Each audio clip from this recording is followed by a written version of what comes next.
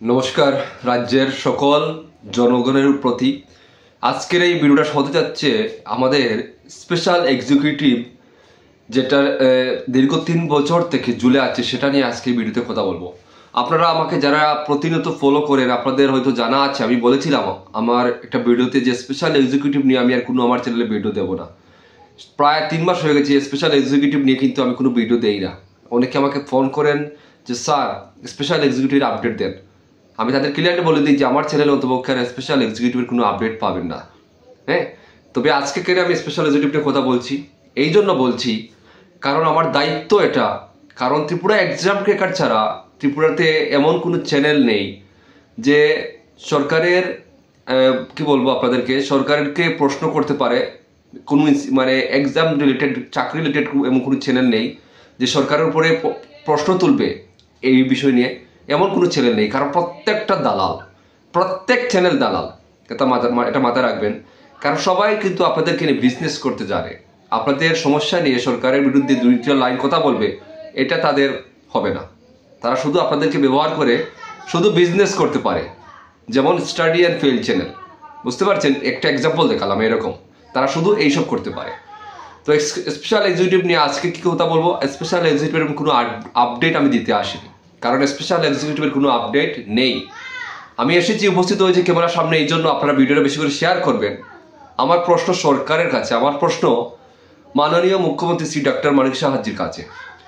আজকেও আমরা দেখলাম একটা অফার বেলাতে স্পেশাল এডুকেটর এবং ফিজিক্যাল টিচারদের তাদের অফার বিতরণ করা হচ্ছে। তো এরকম প্রত্যেকটা মোটামুটি সবগুলোর অফার বিতরণ করা হচ্ছে, কিন্তু স্পেশাল এক্সিকিউটিভ আজ 2022 থেকে 2025 এখন শেষ হতে চললো, আজ পর্যন্ত স্পেশাল এক্সিকিউটিভের রেজাল্ট কেন পাবলিশ করা হচ্ছে না?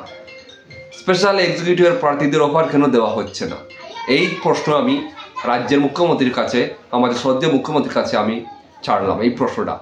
তো যারা আপনারা ভিডিওটা দেখবেন শেয়ার করবেন যেন রাজ্য সরকারের কাছে ভিডিওগুলো পৌঁছতে পারে। কারণ আমি ছাড়া কেউ এই বিষয় নিয়ে আপনাদের হয়ে কেউ কথা বলবে না।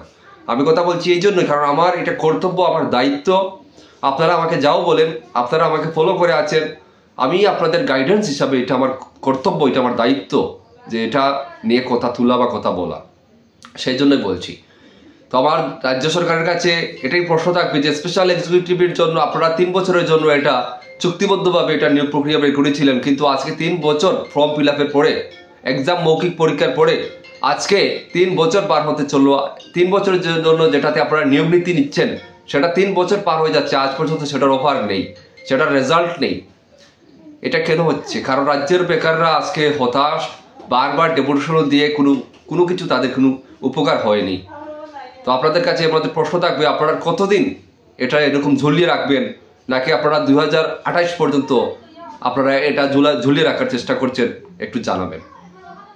আমরা প্রত্যেক বেকারদের হয়ে, প্রত্যেক যুবক যুবতী বেকারদের হয়ে আপনাদের কাছে আমরা অনুরোধ রাখছি, স্পেশাল এক্সিকিউটিভ, বিশেষ করে স্পেশাল এক্সিকিউটিভটার জন্য যত দ্রুত সম্ভব, যদি সম্ভব হয় আপনাদের 2025-এ এই ডিসেম্বর মাসের মধ্যে আপনারা স্পেশাল এক্সিকিউটিভের রেজাল্টটা প্রকাশ করুন। কারণ রাজ্যের বেকাররা অনেক হতাশ, অনেক কষ্টে তারা বসবাস করছেন। এই চাকরিটার জন্য আপনারা অনেক আশায় তারা বসে আছেন। আপনাদের কাছে হাত জোড় অনুরোধ থাকবে, আপনারা 2025-এ কমপক্ষে হলে 2025-এর ভিতরে আপনারা এটার অফারটা ছাড়ুন। এটা আমাদের ত্রিপুরা এক্সাম ক্র্যাকার ফ্যামিলি থেকে, আমাদের প্রত্যেক সাবস্ক্রাইবারদের তরফ থেকে আপনাদের কাছে আমাদের অনুরোধ রইল এটাই।